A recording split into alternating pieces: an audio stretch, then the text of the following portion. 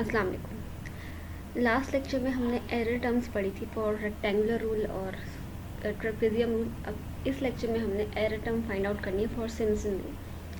In Simpson rule we have even number of trapezium let n is equal to 2 and the integral to be evaluated is from 0 to 2 f of x t of x। यानी जो हमारे पास Simpson rule होता है उसमें हमारे पास number of trapezium odd होने चाहिए। Rectangular rule में हमारे पास इवन एक रेक्टेंगल हो, 2 रेक्टेंगल हो, 3 रेक्टेंगल हो, इवन रेक्टेंगल हो या ऑड रेक्टेंगल हो, कोई फर्क नहीं पड़ता। ट्रिपीजियम रूल में भी यही होता है कि हमारे पास चाहे इवन नंबर ऑफ ट्रिपीजियम्स हो चाहे ऑड नंबर ऑफ ट्रिपीजियम्स हो, तो हमारे पास वो अप्लाई हो जाता है। तो हमने एरर टर्म्स उनके लिए जब पढ़ी थी ट्रिपीजियम और रेक्टेंगुलर रूल के लिए, तो हमने पढ़ा था x0 to x1। क्योंकि x0 से x1 हमारे पास 2 पॉइंट्स आ जाते हैं और उन 2 पॉइंट में हमारे पास एक ट्रिपीजियम या एक रेक्टेंगल बन जाता है। इससे हमारे पास तो एक रेक्टेंगल बन जाएगा या एक ट्रिपीजियम बन जाएगा।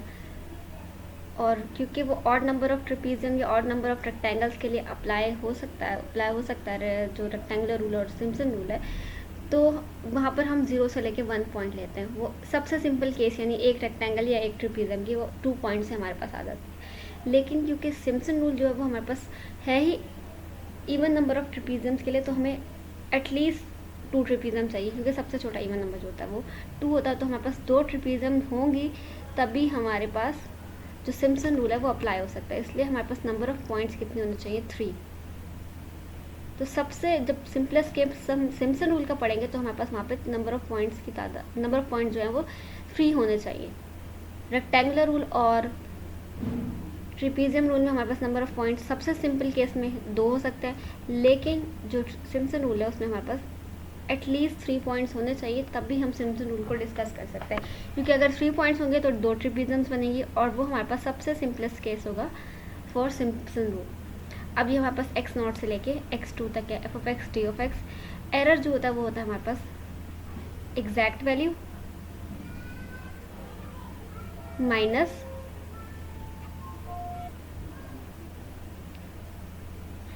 Minus approximate value. तो यहाँ पे हमारे पास e माइनस a या एग्जैक्ट सोल्यूशन माइनस अप्रॉक्सीमेट है सोल्यूशन जो होता है। अगर हम दोनों को हम डिफरेंस करें तो हमारे पास आ जाता है टोटल एरर, यानी एरर इन फंक्शन जो हमारे पास फाइंड आउट होगा, जो हम रिजल्ट फाइंड आउट करेंगे इंटीग्रेशन का, उसका एरर जो होगा टोटल वो होगा हमारे पास एग्जैक्ट वैल्यू में से अगर हम अप्रॉक्सीमेट वैल्यू को माइनस कर दें। एग्जैक्ट वैल्यू जो होती है वो हमारे पास डायरेक्ट इंटीग्रेशन से आती है, यानी हम इस फंक्शन को इंटीग्रेट कर दें, इसमें लिमिट पुट करें तो हमारे पास जो रिजल्ट है वो एग्जैक्ट वैल्यू की रिजल्ट आ जाएगा।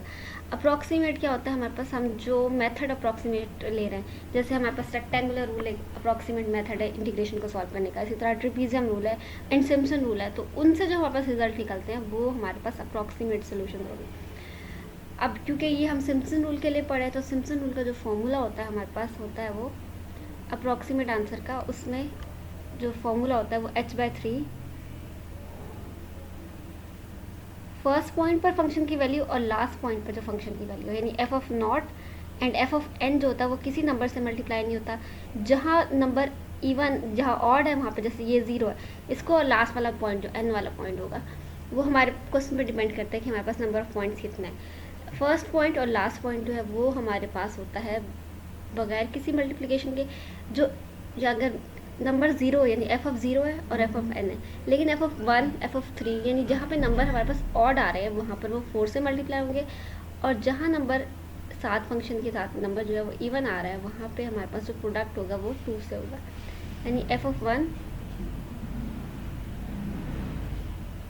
Plus f of 3 plus f of 5 up to so on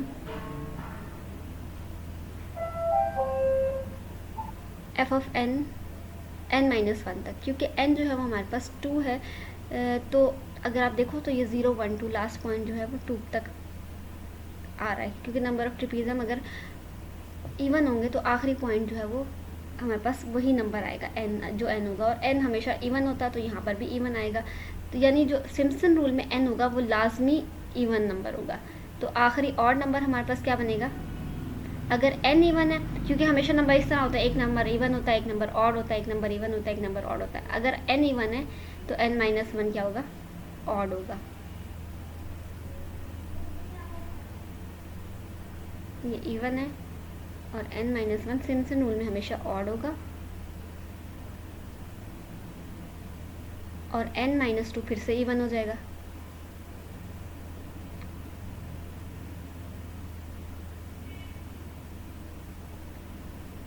इसलिए हम क्या करेंगे, यहाँ पे लास्ट जो n-1 लिखते हैं, और जब 2 से मल्टीप्लाई करते हैं इवन नंबर्स, तो हमारे पास स्टार्ट होता है f(2)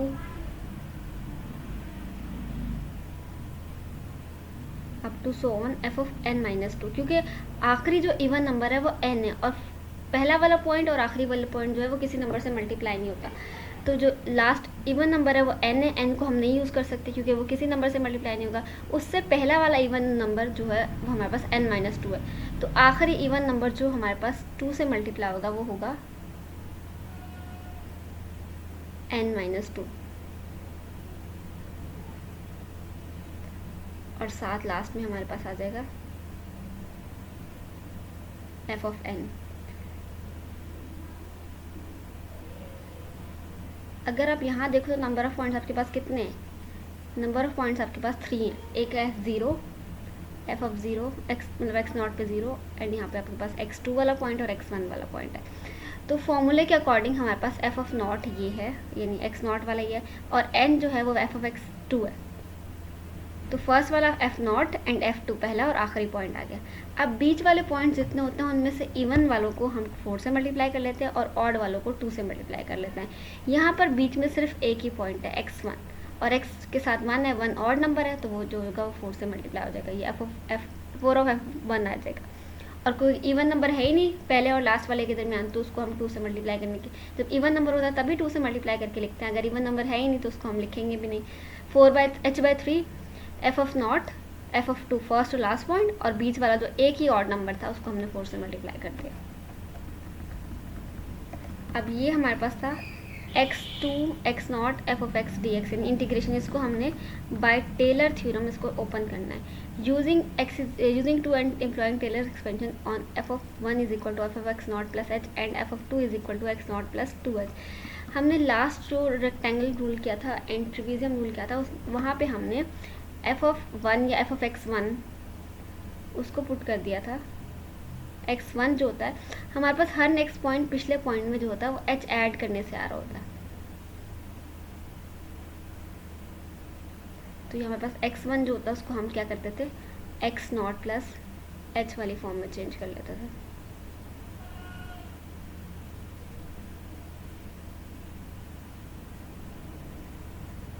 हमारे पास बन जाता है f(x0 प्लस h), क्योंकि x1 क्या होगा, पिछले पॉइंट में h ऐड करने से आएगा। h जो होता है वो हमारे पास ये वाला डिस्टेंस होता है, परपेंडिकुलर डिस्टेंस, और वो हमेशा हर ट्रिपीजियम या हर रेक्टेंगल के लिए सेम होगा। ये वाला जो डिस्टेंस है वो h है, चाहे वो फर्स्ट वाले ट्रिपीजियम में हो, सेकेंड वाले ट्रिपीजियम में हो। हम जितने भी ट्रिपीजियम लेंगे ये h या जिसको स्टेप साइज कहते हैं वो हमेशा सेम रहता है। हम फर्स्ट पॉइंट में h ऐड करेंगे तो हमारे पास सेकंड पॉइंट आता था, सेकंड पॉइंट में h ऐड करेंगे तो थर्ड पॉइंट आता था, थर्ड पॉइंट में नेक्स्ट ऐड करेंगे। अगर हमारे पास नेक्स्ट रेक्टेंगल या ट्रिपीजियम होगा तो नेक्स्ट पॉइंट आ जाएगा। तो हमारे पास आ गया। इसी तरह अगर x2 निकालेंगे तो x2 हमारे पास होगा, x1 में h ऐड कर देंगे,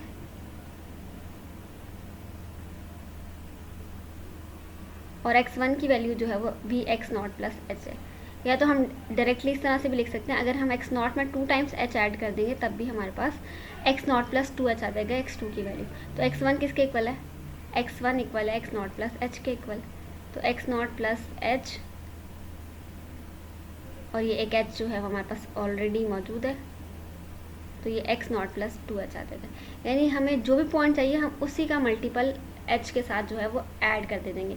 x1 है तो सिर्फ 1h ऐड करेंगे, x2 है तो x2h ऐड कर देंगे, x3 है तो 3h ऐड कर देंगे x0 में, x4 है तो 4h ऐड कर देंगे x0 में। इस तरह से भी हम फाइंड आउट कर सकते हैं। तो यहाँ पे क्या किया, f(x0) मतलब से लेके x2 तक जो हमारे पास इंटीग्रेशन है f(x) dx की, उसमें -h/3 है, ये हमारे पास एग्जैक्ट है, और अप्रॉक्सीमेट में f(x0) था, 4 f(x1) था, तो x1 की जगह हमने x0 प्लस h पुट कर दिया, प्लस f(x2) था, x2 की जगह हमने x0 plus 2h find out कर लिया, क्योंकि ये जो x2 जो होता है वो x0 प्लस 2h के इक्वल होता है। अब जो एग्जैक्ट वैल्यू थी उसको हमने कह दिया कि ये I1 है, और जो अप्रॉक्सीमेट वैल्यू उसको हमने कह दिया I2 है। इनको हम सेपरेटली सॉल्व करके वापस इस वैल्यू फॉर्मूले में पुट करके इनको डिफरेंस करके फिर एरर के जो वैल्यू है वो फाइंड आउट करेंगे। फर्स्ट हमारे पास है ई ऑफ एफ, जो हमारे पास I1 है वो है हमारे पास इंटीग्रेशन जब हमने लास्ट रेक्टेंगुलर रूल और दोनों के लिए ट्रिपीजियम रूल के लिए फाइंड आउट किया था तो हमने पढ़ा था कि हमारे पास जो कैपिटल एफ ऑफ एक्स का डेरिवेटिव होता है वो होता है स्मॉल एफ ऑफ एक्स के, यानी कैपिटल एफ ऑफ एक्स का डेरिवेटिव हमने खुद से लेट किया था कि वो स्मॉल एफ ऑफ एक्स के इक्वल है, और इसी को यूज़ करते हुए हमने एरर टर्म ड्राइव की थी for rectangle rule and trapezium rule. अब इसको हम सिम्पसन रूल में भी यूज़ करेंगे, ये जो हमने first derivative of capital F of x is equal to small f of x. अगर आप इसके इंटीग्रेशन लो तो आपके पास क्या बन जाएगा, क्योंकि इसका डेरिवेटिव है, जब इस पर इंटीग्रेशन अप्लाई होगी तो उसका डेरिवेटिव और जो होगा वो ख़त्म हो जाएगा, क्योंकि इंटीग्रेशन और डेरिवेशन एक दूसरे के इन्वर्स प्रोसेसेस होते हैं, तो इंटीग्रेशन जो है वो डेरिवेशन जो है वो इंटीग्रेशन से ख़त्म हो जाएगी। इस पर हमारे पास आ जाएगा एफ ऑफ एक्स, और जो राइट हैंड साइड है क्योंकि वो सिंपल फंक्शन है उस पर कोई डेरिवेटिव नहीं है तो उसकी इंटीग्रेशन आ जाएगी।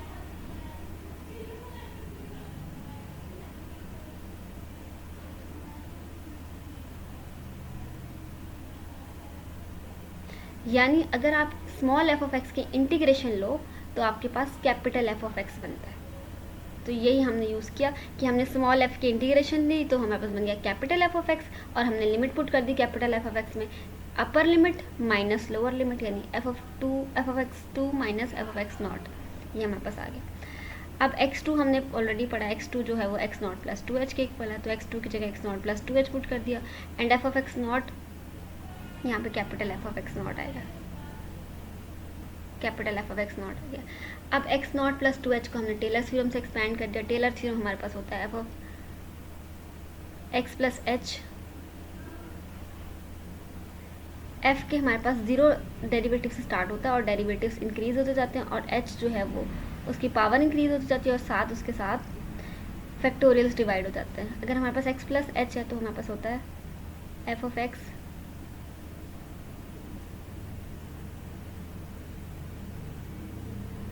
Plus H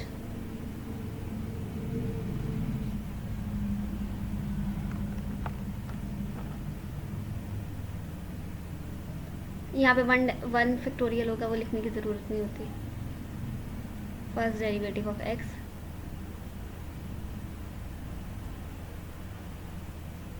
plus H square by 2 factorial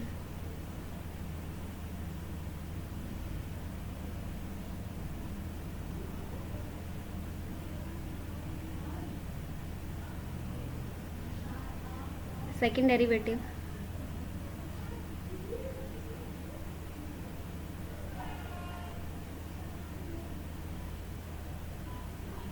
और ये अप टू सो ऑन हो जाएगा।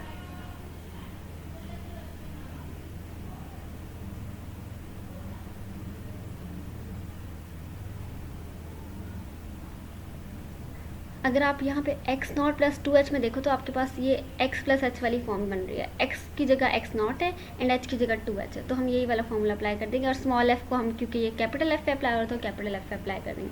कैपिटल f x नॉट आ जाएगा क्योंकि f की जगह कैपिटल f है और x की जगह x नॉट है, h की जगह आ जाएगा 2h और f का फर्स्ट डेरिवेटिव, फिर क्या आ गया h की जगह 2h square divide by 2 factorial, 2 factorial का मतलब 2 ही होता है, तो हम चाहे फैक्टोरियल लिखें या ना लिखें एक ही बात होती है, क्योंकि 2 फैक्टोरियल का मतलब है 2 मल्टीप्लाई 1, तो 2 मल्टीप्लाई 1 2 के इक्वल होता है। सेकेंड डेरिवेटिव आ गया प्लस नेक्स्ट हो जाएगा 2h क्यूब बाई 3 फैक्टोरियल, और थर्ड डेरिवेटिव आ जाएगा इस तरह 2h 4 by 4 factorial, fourth derivative आ जाएगा 2h 2 raise power 5 divide by 5 factorial, fifth derivative आ जाएगा अप टू सो ऑन, यहाँ पे x नॉट आएगा।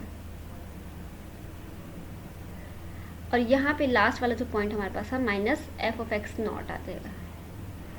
अब फर्स्ट में हमारे पास एफ ऑफ एक्स नॉट है और लास्ट में दोनों, क्योंकि एक पॉजिटिव है और एक नेगेटिव है, तो हमारे पास और सेम है दोनों का जो मैग्नीट्यूड है सेम है, बस उनका जो साइन है वो डिफरेंट है, तो ये कैंसिल आउट हो जाएंगे। बाकी हमारे पास बचा 2h, और यही वाली कंडीशन जो फर्स्ट वाली कंडीशन थी, अगर हमारे पास f का पहला डेरिवेटिव हो तो सिंपल एफ ऑफ एक्स के इक्वल है, अगर सेकंड डेरिवेटिव होगा तो पहले डेरिवेटिव के इक्वल होगा स्मॉल f के। इसी को हम मतलब इस पर हम डेरिवेटिव लेते जाएं, तो जैसे first derivative simple F of x के इक्वल है, अगर इसी पर हम दोनों तरफ डेरिवेटिव एक और बार ले लें तो एफ का डबल डेरिवेटिव बन जाएगा कैपिटल एफ का, और स्मॉल एफ का क्योंकि पहले कोई डेरिवेटिव नहीं था तो यहाँ पे सिंगल डेरिवेटिव आ जाएगा। अगर थर्ड टाइम लेंगे तो यहाँ पे कैपिटल यहाँ थर्ड बन जाएगा और यहाँ सेकंड आ जाएगा, यानी जो कैपिटल एफ के डेरिवेटिव है वो हमेशा एक ज़्यादा होगा स्मॉल एफ से अगर हम उनको रिप्लेस करेंगे। यानी अगर हमने कैपिटल एफ डेरिवेटिव को रिप्लेस करना है स्मॉल एफ में तो हम डेरिवेटिव्स को एक कम करते जाएंगे। अगर 3 है तो 2 कर देंगे, 2 है तो 1 कर देंगे, अगर 1 डेरिवेटिव है तो उसको 0 कर देंगे। अब यहाँ पर कैपिटल एफ पर एक डेरिवेटिव है, जब इसको हम स्मॉल एफ में रिप्लेस करेंगे तो यहाँ पर डेरिवेटिव्स नहीं लगाएंगे। यहाँ पे सेकेंड डेरिवेटिव था, इसको साथ साथ सॉल्व भी करते जाएंगे। 2h आ गया, ये आपके पास बन जाएगा 2 स्क्वायर 4h² डिवाइड बाई 2। 4 और 2 जब डिवाइड होंगे तो 2 बच जाएगा और 7h² आ जाएगा, और ये सेकंड डेरिवेटिव कैपिटल का स्मॉल में चेंज हो जाएगा। इस तरह यहाँ पे आपके पास आ जाएगा 2 का क्यूब जो है वो 8 बन जाएगा, और 3 फैक्टोरियल का मतलब क्या, 3 मल्टीप्लाई 2 मल्टीप्लाई 1 तो वो होता है 6। अब जब आप 8 और 6 को डिवाइड करोगे तो आपके पास बन जाएगा 4/3, ये 4/3 आ गया, h³ आ गया, और ये जो थर्ड डेरिवेटिव था वो सेकंड डेरिवेटिव स्मॉल एफ में चेंज हो गया। नेक्स्ट है 2 to the power 4 16 होता है, और 16 और 4 का फैक्टोरियल जो होता है वो 24, यानी 4 मल्टीप्लाई 3 मल्टीप्लाई 2 मल्टीप्लाई 1 होता है 24। तो ये आपके पास 16/4 फैक्टोरियल आ जाएगा, ये आपके पास बन जाएगा 2/3, यानी अगर 8 2 16 होता है तो 8 3 24 होता है, ये 8 के टेबल पे कैंसिल आउट हो जाएगा। इस तरह आपके पास जो फोर्थ फैक्टोरियल था वो 3 फैक्टोरियल में चेंज हो गया। नेक्स्ट आपके पास 2 to the power 5 35 हो जाता है, 5 फैक्टोरियल फाइंड आउट करोगे, कैंसिल आउट करोगे, और आपके पास बन जाएगा 4 डिवाइड बाई 15। h5 और फिफ्थ फैक्टोरियल जो है वो फोर्थ फैक्टोरियल में चेंज हो जाएगा, और कैपिटल एफ जो है वो स्मॉल एफ में चेंज हो जाएगा। अब इसको हम थोड़ा सिंप्लीफाइड फॉर्म में इस तरह से तरतीब से लिख लेते हैं, यानी x F of X not था तो उसको सिर्फ एफ नॉट लिख दिया, ताकि हमारे पास जो इतनी लंबा सा एक्सप्रेशन बन रहा है वो थोड़ा स्मॉल हो जाए। तो एक्स नॉट का एफ ऑफ एक्स नॉट को हम एफ ऑफ नॉट लिख सकते हैं, एफ ऑफ एक्स 1 को एफ ऑफ 1 लिख सकते हैं। तो यहाँ पे जितनी जगह भी एफ ऑफ एक्स नॉट था वहाँ पे एफ नॉट पुट कर दिया, यहाँ पे भी एफ नॉट आ जाएगा, इसका मतलब ही एफ ऑफ एक्स नॉट है, यहाँ पे एक्स नॉट नहीं लिखना, ये आपने एक्स नॉट नहीं बल्कि एफ ऑफ नॉट डायरेक्टली लिख देना। यहाँ पे भी आपके पास एफ ऑफ नॉट आ जाएगा, इसका मतलब एफ ऑफ एक्स नॉट ही है। यहाँ पर भी आपके पास फोर्थ डेरिवेटिव है तो एफ नॉट लिख देंगे। ये आपके पास आ गया फर्स्ट यानी I1 का रिजल्ट, जो एग्जैक्ट आंसर है, ये हमारे पास एग्जैक्ट आंसर आ गया। अब हमने अप्रॉक्सीमेट आंसर्स की वैल्यू फाइंड आउट करनी है। जो आपके पास अप्रॉक्सीमेट वाला था वो था h/3 F of not 4 F of X not plus H, तो ये F of X not plus H ये था। एक्स नॉट प्लस एच अगर आप देखो तो यही वाली चीज़ आ रही है, F of X not plus H, F derivative of X not plus h²/2 factorial. जहाँ जहाँ इस इक्वेशन में एक्स है वहाँ पे एक्स नॉट रिप्लेस करें तो हमारे पास इसकी जगह 4 एफ ऑफ एक्स नॉट है, इसकी जगह आपके पास ये फॉर्म बन जाएगी। अगर यहाँ पे एक्स नॉट में रिप्लेस कर दो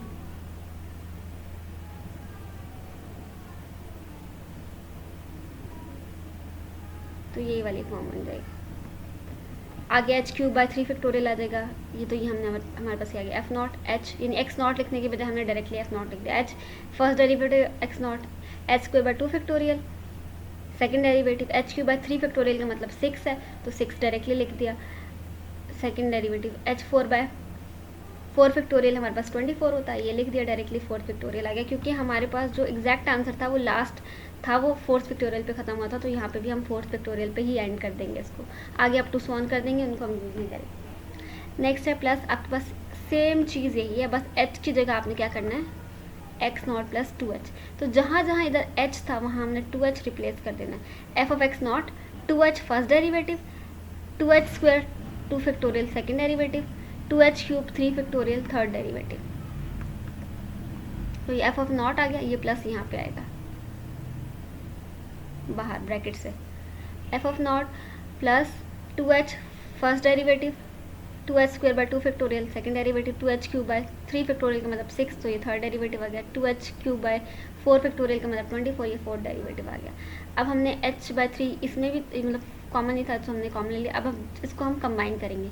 अगर आप एफ ऑफ नॉट देखो तो ये 1 टाइम है, ये 4 टाइम है, और यहाँ पर भी 1 टाइम है, तो ये 1 4 और 1 6 बन गया। नेक्स्ट अगर आप फर्स्ट डेरिवेटिव वाली टर्म देखो, h और फर्स्ट डेरिवेटिव यहाँ पर है, h और फर्स्ट डेरिवेटिव आपके पास यहाँ पर भी है, तो यहाँ पर कितने टाइम से 4 से मल्टीप्लाई हो रहा है, और यहाँ पर कितने टाइम से 2 से मल्टीप्लाई हो रहा है। 4 + 2 तो ये 6 time H F of naught आ गया। अब अगर आप देखो स्क्वायर, एच स्क्वायर और सेकेंड डेरिवेटिव, एच स्क्वायर और सेकेंड डेरिवेटिव के साथ यहाँ 1/2 है और 1/2 4 से मल्टीप्लाई होकर आ रहा है 4/2, और यहाँ पे क्या आ रहा है एच स्क्वायर सेकेंड डेरिवेटिव, यहाँ पर जब स्क्वायर लिया तो 4 और यहाँ पे बन गया 2, 4/2, ये बन जाएगा 4/2, 4/2 प्लस 4/2 8/2, 8/2 को अगर हम डिवाइड करेंगे तो 4 आ जाएगा। तो ये H square by second factorial के साथ आपके साथ यहाँ सेकेंड फैक्टोरियल है, थर्ड नहीं है। सेकेंड फैक्टोरियल के वैल्यूज़ पर आपके पास आ रहा है 4। अगर हम एच क्यूब और 3 फैक्टोरियल देखें तो आपके पास एच क्यूब और 3 फैक्टोरियल एक तो यहाँ है 3 फैक्टोरियल, ये सेकेंड नहीं थर्ड फैक्टोरियल डेरिवेटिव है, sorry, H cube by third derivative, H cube by third derivative में हमारे पास 1/6 है, 1/6 के साथ यहाँ मल्टीप्लाई हो रहा है 4, तो बन जाएगा 4/6। और यहाँ पर अगर आप देखो क्योंकि इसके बाहर 4 मल्टीप्लाई हो रहा है और यहाँ पर कुछ मल्टीप्लाई नहीं हो रहा, तो जो 7 है नंबर वही 7 आएगा। H cube by third factorial, sorry H cube by third factorial, ये आ जाएगा 2 का क्यूब 8 आ जाएगा, 8 डिवाइड बाय 6,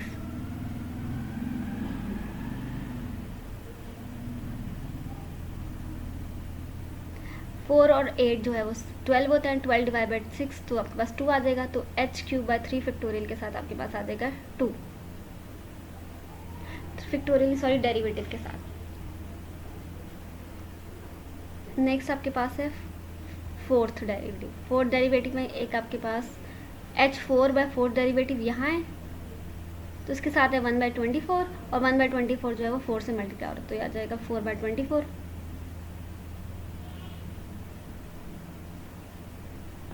और अगर हम यहाँ देखें तो ये पावर 3 ऑलरेडी यूज़ हो चुका है, यहाँ पे पावर 4 है। 2 टू रेस पावर 4 जो होता है वो 16 होता है, तो ये बन जाएगा 16 और नीचे जो है वो 24 आ जाएगा।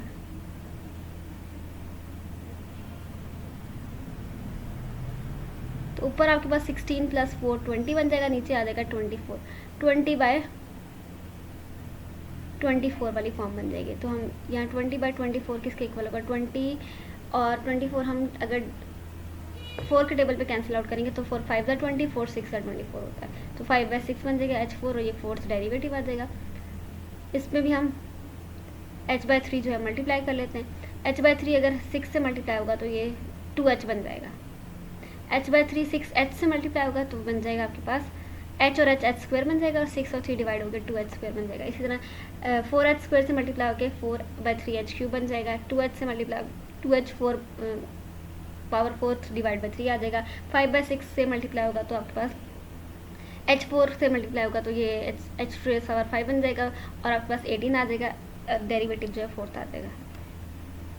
ये आपके पास आ गया है अप्रॉक्सीमेट रिजल्ट। हमने जो फाइंड आउट करना था वो एग्जैक्ट माइनस अप्रॉक्सीमेट था, यानी I1 माइनस I2 है। तो I1 का रिजल्ट अगर आप देखो तो ये आ रहा है आपके पास, और I2 का जो रिजल्ट है ये आ रहा है। आपने I1 में से I2 को माइनस करना है, यानी ये सारी टर्म्स जो है वो माइनस से मल्टीप्लाई होंगी, फिर उनको हमने ऐड करना है। जब हम इसमें से इसको माइनस करेंगे तो ये वाली चीज़ जो है ये सेम है, माइनस होगी तो ख़त्म हो जाएगी। ये वाला फैक्टर, सेकेंड वाला फैक्टर, सेकेंड टर्म जो है I2 के सेकेंड टर्म के इक्वल है वो कैंसिल आउट हो जाएगी। I1 की थर्ड टर्म जो है I2 के थर्ड टर्म के इक्वल है वो कैंसिल आउट हो जाएगी। इस तरह फोर्थ टर्म भी फोर्थ टर्म के इक्वल है वो कैंसिल आउट हो जाएगी। फिफ्थ टर्म जो है यानी फोर्थ डेरिवेटिव वाली, दोनों में h5 और f डेरिवेटिव वाली तो टर्म सेम है, लेकिन यहाँ पे है 4/15, एक में है 4/15 और दूसरे में आपके पास 5/18, तो ये कैंसिल आउट नहीं हो सकता, लेकिन उसको माइनस करके इसका रिजल्ट फाइंड आउट करना पड़ेगा। बाकी सब 15 था और दूसरे में जो था वो 5/18 था। हमने क्या करना है, h5 और f0 जो है वो कॉमन ले लेना है। बाकी आपके पास बचेगा 4/15 और माइनस 5/18 को जब आप सॉल्व करोगे तो आपके पास रिजल्ट जो है वो -1/90 आ जाएगा।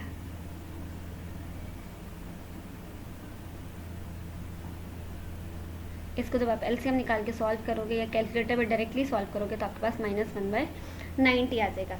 तो ये जो एरर टर्म और ये जो हमारे पास x0 था, इस x0 को हम जो हमारे पास इंटरवल था x0 और x2 की बजाय हम एक नंबर की बजाय उस नंबर के इस इंटरवल के दरमियान में कोई नंबर ले लेंगे। x0 को हम s से रिप्लेस कर लेंगे और s जो है वो हमारे पास जो गिवन इंटरवल था उनके दरमियान में ही कहीं लाई करता है। Therefore the error term in Simpson rule in relation 6 is as in relation 6 and the magnitude of error is much less than trapezoidal rule or rectangular rule basically because h is less than 1.0, क्योंकि h जो हमारे पास जो है ज़्यादातर 1 से less होता है, तो h की पावर जितनी बड़ी यानी इंक्रीज़ होती जाएगी उतना हमारे पास जो h5 जो है यानी पावर जो है जब 0 से छोटे यानी 1 से छोटे नंबर की जितनी पावर इंक्रीज़ होती है वो नंबर उतना ही डिक्रीज़ होता जाता है। तो जितनी h की ज़्यादा पावर होगी उसका मतलब है नंबर उतना ही छोटा है अगर h जो है वो लेस देन 1 है। तो अगर आप यहाँ पे कंपैरिजन भी करो, आगे कंपैरिजन भी दिया हुआ है, उस कंपैरिजन से हमें क्लियर हो जाएगा कि जो ट्रेपेजॉइडल रूल और रेक्टेंगुलर रूल है उसमें एरर ज़्यादा होता है और सिम्पसन रूल में एरर जो है वो कम होता है। इसलिए जो सिम्पसन रूल है वो बेटर है बाकी दोनों जो हमारे पास फॉर्मूलाज या रूल हैं। अब यह समरी ऑफ इंटीग्रेशन यानी फॉर्म जितनी हमने अभी एरर फाइंड आउट किया उसमें उन्होंने उनकी थोड़ी सी समरी सी आपको दी हुई है ताकि आपको क्लियर हो जाए कि किसका एरर ज़्यादा है। रेक्टेंगुलर रूल में हमारे पास जो एरर टर्म हमने फाइंड आउट की थी वो h/2h² था और हमारे पास नेगेटिव साइन के साथ और फर्स्ट डेरिवेटिव था।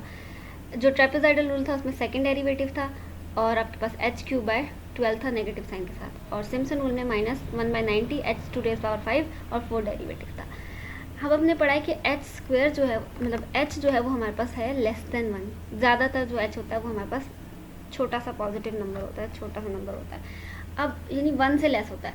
अगर आप 1 से लेस यानी 0 पॉइंट वाली फॉर्म में किसी नंबर पे, क्योंकि 1 से लेस अगर नंबर है तो वो 0 पॉइंट समथिंग वाली फॉर्म में नेगेटिव, क्योंकि हम h जो है वो नेगेटिव नहीं लेते, ज़्यादा पॉजिटिव फॉर्म में जा रहे होते हैं, तो h जो है वो लेस देन बना यानी 0 पॉइंट समथिंग वाली फॉर्म में। जितनी उसकी पावर इंक्रीज होगी उतना नंबर छोटा होता जाएगा।